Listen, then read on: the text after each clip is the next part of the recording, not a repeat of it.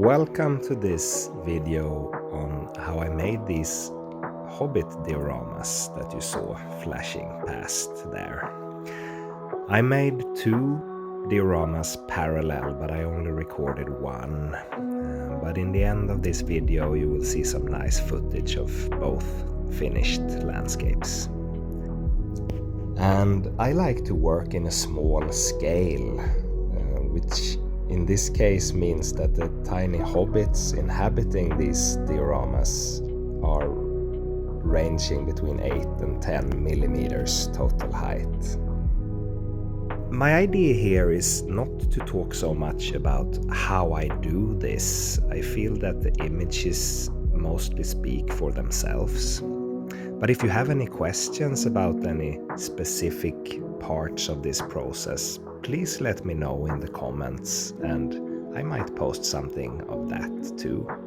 And of course, like and subscribe if you like this content, because that's useful for me to know. I will keep on making these dioramas anyway, but I might not post if there is no response.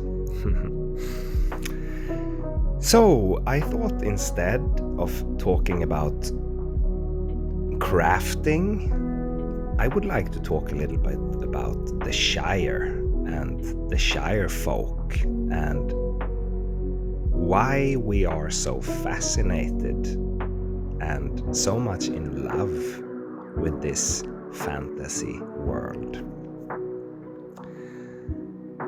It feels like there is something here that really touches our hearts. And is it the simplicity, the peace, and the harmony, the closeness to nature that we find in the Hobbit life?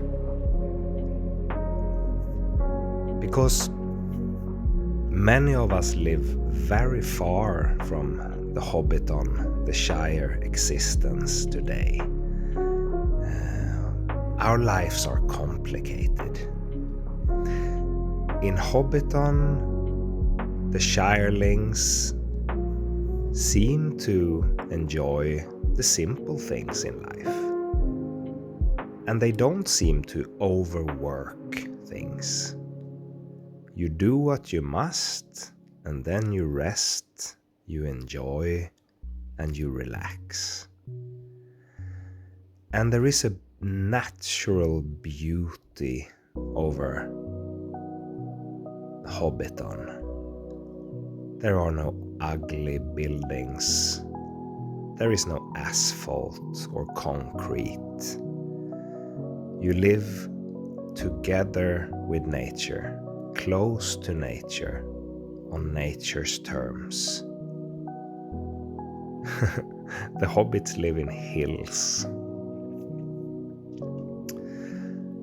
And of course, there is peace in the Shire. And that's not a small thing.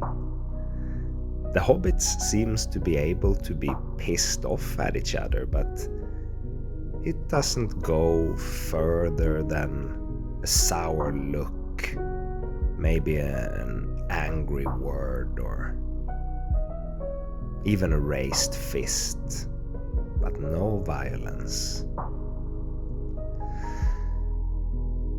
And the hobbits also seems to be allowed to be themselves.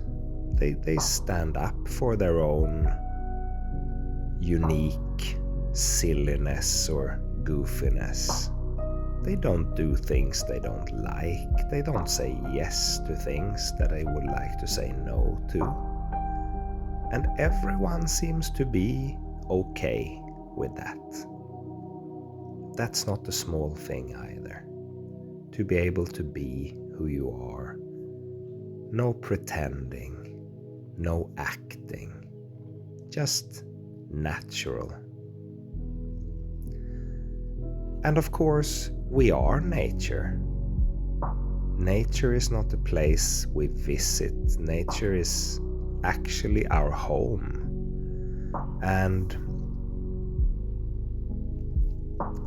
The hobbits have not forgotten about this. They live with nature. And they enjoy their forest walks or a nap under a tree in a meadow. They love their gardening. They love their local organic produce.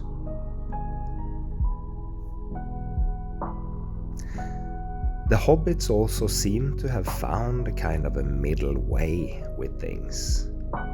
There are no extremes here. A hobbit is rather healthy.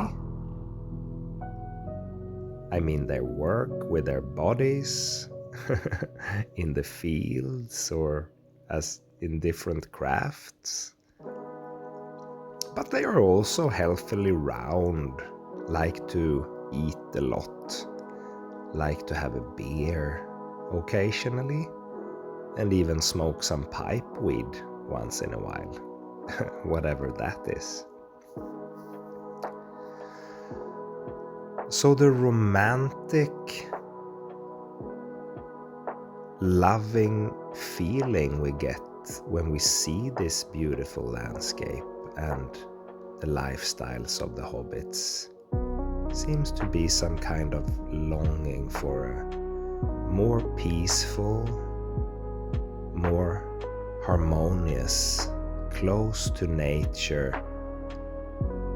more simple life.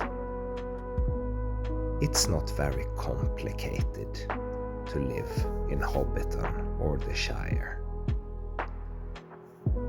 There are no strange, noisy machines.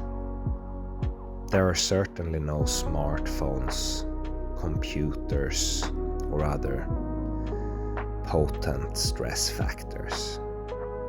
It's simple, it's beautiful, it's natural. And with this last little finishing off Hobbit hole number 1, I will leave you with some footage of the finished dioramas. Remember to like and subscribe and comment if you feel like it and if this appeals to you. And I maybe see you in a future video. Okay, thank you for watching and much love to you.